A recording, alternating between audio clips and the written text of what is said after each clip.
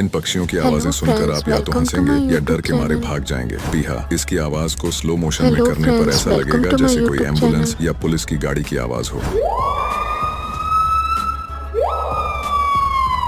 White bell bird, अब इसे सुनिए। जैसे ही ये अपनी आवाज निकालेगा तो आपको लगेगा जैसे कोई अलार्म या डोरबेल बज रही हो।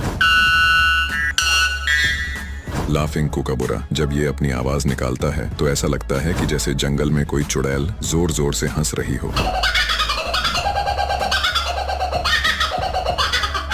लून, अगर रात में ऐसी आवाज सुनाई दे तो डरना मत, क्योंकि ये आवाज किसी भूत की नहीं बल्कि लून की है।